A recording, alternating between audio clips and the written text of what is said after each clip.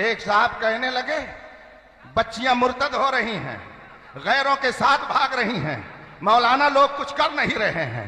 मैंने कहा क्या मदरसे के तालिब इल्मों को सबके घरों के सामने पहरेदार बना दिया जाए, इन तलबा को बैठा दिया जाए लोगों के घरों पर। वो बाप क्या अंधा है जो अपनी बेटी को नंगा लिबास पहना करके यूनिवर्सिटी में भेजता है?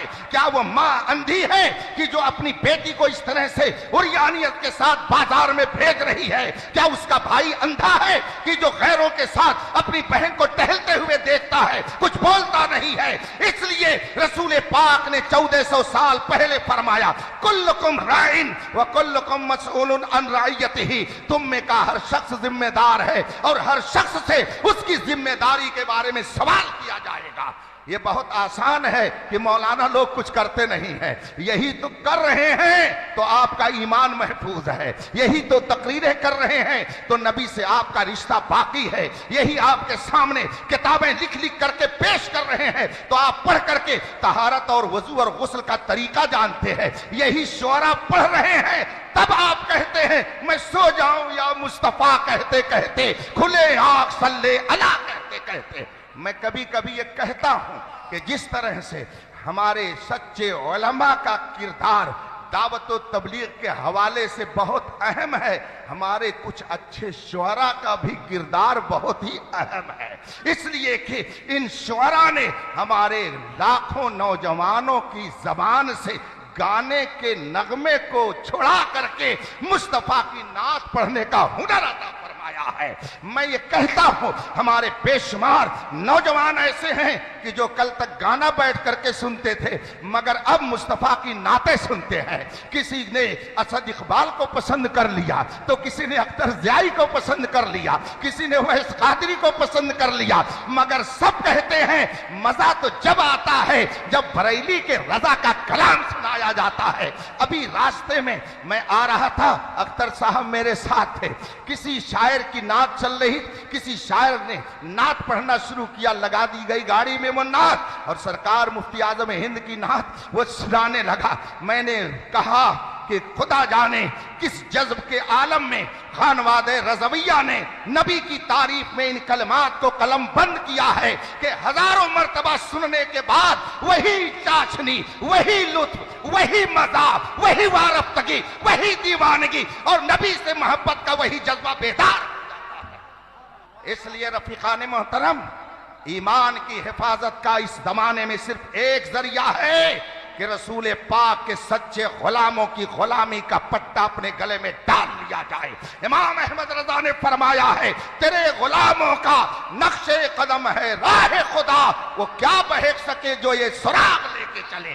जब तक इस सुराग पर चलते रहेंगे ईमान की हिफाजत होती रहेगी और अगर इधर उधर हुए तो यकीन से जान रखिए इमाम अहमद रजा ने बहुत पहले फरमाया बाएं रस्ते न जा मुसाफिर सुन, राह में राह मार फिरते हैं। इसलिए सिराते मुस्तकीम पर गामजन रहिए और सिराते मुस्तकीम इस दौर में वही है जिसे मसलके आला हजरत कहा जाता है। सुभान अल्लाह, सुभान अल्लाह, सुभान अल्लाह। अभी आपने डिप्लोमा और मुनाजरे का नाम सुना, आपकी क्या गिनती है, बड़ी बड़ी खानकाहों के पीरजादे भी इधर से उधर हो रहे हैं। क्या बात है। और ये बात मैं आपको बता दूं, ये मत समझिएगा कि मैं पीरी मुरीदी का मुखालिफ हूं जी।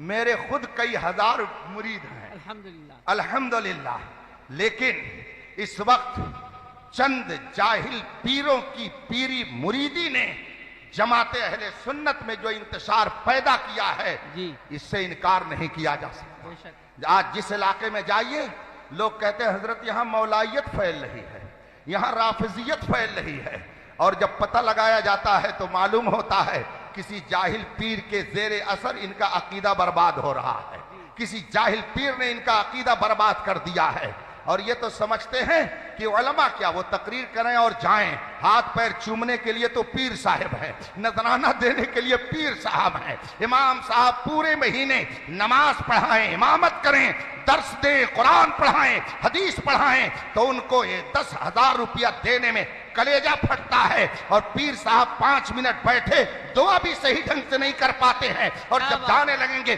तो 50,000 रुपया उनकी जेब में डालने में इनको फख्र महसूस होता है। बताइए आपके ईमान की हिफाजत कौन करता है? ये उलमा जो आपके सामने दिन रात किताब और सुन्नत का दर्स दे करके कुफ्रियात से बचाते हैं, ईमान की सच्ची बातें बताते हैं, इनके जरिए आपका ईमान बचता है। कि एक शख्स आया, 5 मिनट बैठा, सही ढंग से उसने दुआ भी नहीं की और चला गया, उससे आपके ईमान की हिफाजत कैसे हो जाएगी?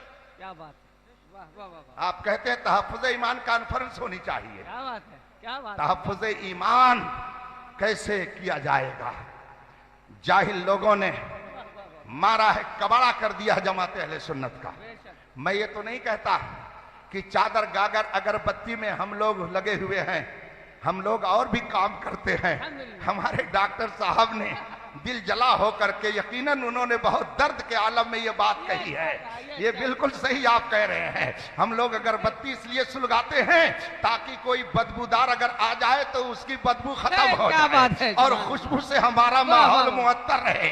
हम अपने बुजुर्गों के आस्थानों पर चादर इसलिए पेश कर देते हैं ताकि पता चले कि हम लोग अगरचे गुनहगार हैं मगर इनके दामन से वाबस्ता हैं, ये बड़े अल्लाह वाले हैं, तो इनकी बरकतें हमको भी मिलेंगे और जो कोई इधर से गुजरे वो भी बरकत लेकर के जाए। इस अलामत के लिए हम चादर लगा देते। मगर अल्हम्दुलिल्लाह अहले सुन्नत बहुत बड़े बड़े इदारे भी चलाते हैं, बहुत बड़े बड़े उनके यहाँ मदारिस भी कायम है, बल्कि पूरे हिंदुस्तान में अहले सुन्नत के मदारिस का जो अजीम जाल बिछा हुआ है उसी की बरकत है कि गांव गांव मसलक आला हजरत का सुभान अल्लाह, सुभान अल्लाह, सुभान अल्लाह, वाह वाह वाह, सुभान अल्लाह, अल्लाह अकबर, या रसूल अल्लाह, या रसूल अल्लाह।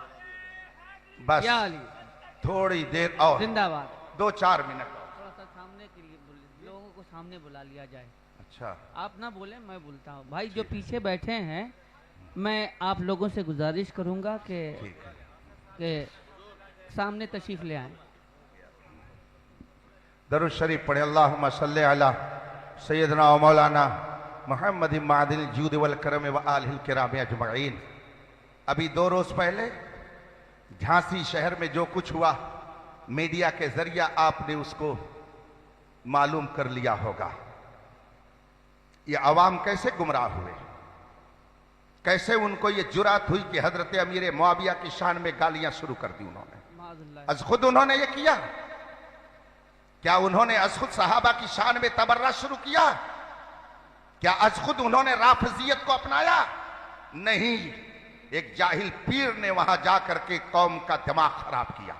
नतीजा यह हुआ कि मुनाजरा करने के लिए चैलेंज बातिल की तरफ से होने लगा, लेकिन जब रजा के शेर पहुंचे तो दुम दबा करके भाग गए। इसीलिए मैं कहता हूं किल के रजा है खंजरे खूंखार बरकबार, आदा से कह दो खैर मनाए नशर करें। मैंने थोड़ी सी बात आपके दरमियान रख दी थी। सेठ की भी जिम्मेदारी है, इंजीनियर की भी जिम्मेदारी है, आलिम की भी जिम्मेदारी है, डॉक्टर की भी जिम्मेदारी है। एक है दीन, एक है दुनिया। जब डॉक्टर ने दुनिया कमाई, जब इंजीनियर ने दुनिया कमाई, जब सेठ ने दुनिया कमाई, तो कौम के दुनिया की हिफाजत वो करे। इन उलमा ने दीन कमाया, इसलिए स्टेज के जरिए आपके दीन की हिफाजत ये करेंगे। ये काम बटा हुआ है, हर काम आलिम दीन के जिम्मा नहीं है। उलमाए दीन आपके दीन की हिफाजत के लिए गालियां भी सुनते हैं, दिन रात मेहनत भी करते हैं, मशक्कत भी उठाते हैं। कौम के दरमियान जाकर के हक और बातिल के दरमियान खत्ते इम्तियाज जब खींचते हैं तो बुराइयां भी बोल लेते हैं, मगर ये अपनी जबान से यही कहते हैं हर जफा हर सितम गवारा है, इतना कह दे कि तू हमारा है। हम इसलिए नहीं आपके दरमियान आकर के दीन का पैगाम पहुंचाते हैं कि आप खुश हो जाएं, हम इसलिए ये काम करते हैं कि